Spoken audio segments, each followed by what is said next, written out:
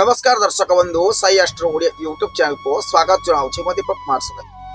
दर्शक बंधु आज कार्यक्रम में आलोचना करवा एक सुंदर विषय वस्तु जो विषय वस्तुर नाम होउछि कौन डालिंब गछ एही दिगरे लगाइले अटकी रहिथिबा गृह निर्माण आपणकर संपूर्ण भाव में होइथा। दर्शक बंधु आमे तो कार्यक्रम निश्चित प्रकार आरंभ करवा ता पूर्व आपण जदि आम वीडियो देखुछन आम वीडियो जदि आपन को भल लगिला ताले सर्वप्रथम लाइक टे करन एवं अन्य मानक नॉलेज पई आम वीडियो को शेयर करन। जदि ए पर्यंत आम चैनल को सब्सक्राइब करि नाहंती तेबे सब्सक्राइब करंतु पाखरे आस्तुबा बेल आइकन घंटी को दबाई दियंतु जहा फल रे आम चैनल ले अपलोड होइतबा वीडियो आपनक पाखरे सर्वप्रथम पहुंची पारे। दर्शक बंधु एही सृष्टि रे जहा भी देखुछन यह सबु आम मानक साहाय्य पाई भगवान को द्वारा सृष्टि करा जाइछि। जानिबा पाई डालिंब गछ केउ दिगरे लगाइले कोन सबु शुभ फल मिलिथा। विश्व ब्रह्मांड रे आमे जहा भी देखुछि ताहा पंचभूत द्वारा सृष्टि होइछि।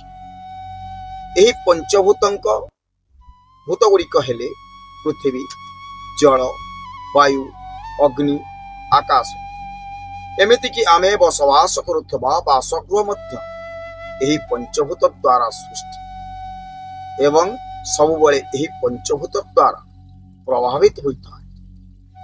गृहरे एही पंचभूत संतुलित रहिले गृहरे बसवास करुथबा समस्त गृहवासी माने शांति रे बसवास करंती। मात्र जदि एही पंचभूत कौनसी कारण असंतुलित हुअन्ति तेबे गृहवासी यह प्रभाव दुख कष्ट जंत्रणा आदि सम्मुखीन मध्य होइथान्ति।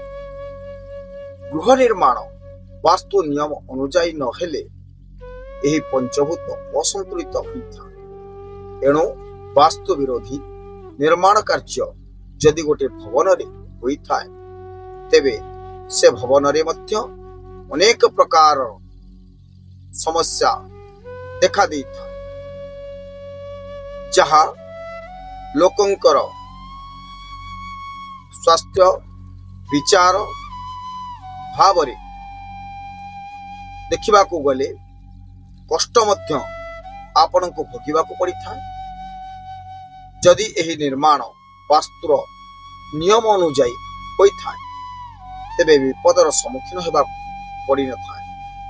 प्राचीन कालर वास्तु को मध्य बहुत प्राधान्य दिया जाइछि किंतु बेले बेले अज्ञानवशत आमे वास्तु को अणदेखा करी निर्माण करि देई थाउ। एणु एही वास्तु दोषर निराकरण निहाती भाव रे आवश्यक।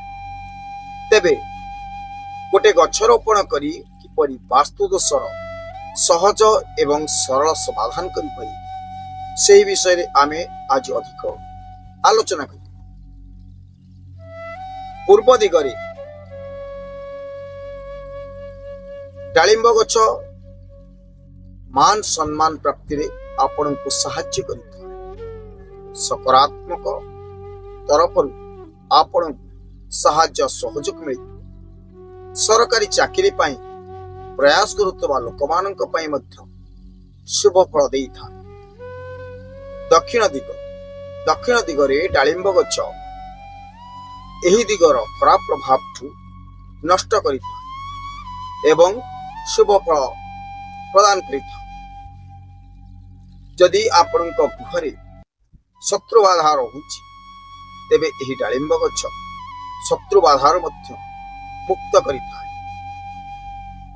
पश्चिम दिग एही दिगरे डालिंब गछ रहिले शुभ नुहे। यह आपणक इच्छा पूर्ति रे बाधा सृष्टि करिथा।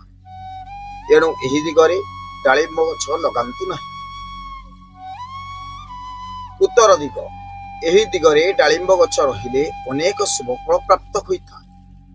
विशेष करी आर्थिक स्थिति को खराब करिथा एवं जीवन रे आसुथिबा विभिन्न प्रकार सु अवसर बा अपॉर्चुनिटी को खराब भाव रे प्रभाव पकाइबा द्वारा ଚାକିରି ଏବଂ ବ୍ୟବସାୟ ବାଣିଜ୍ୟରେ ଅଶୁଭ ହୋଇଥାଏ।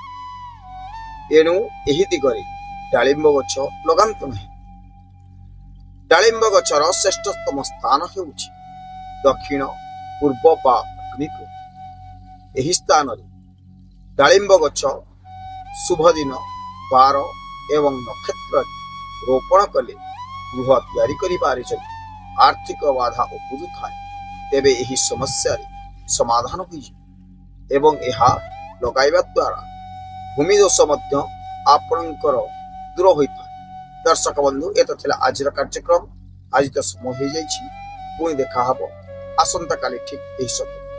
ଦର୍ଶକ ବନ୍ଧୁ, ସେଥି ପର୍ଯ୍ୟନ୍ତ ବିଦାୟ ଦିଅନ୍ତୁ। ରହୁଛି, ନମସ୍କାର।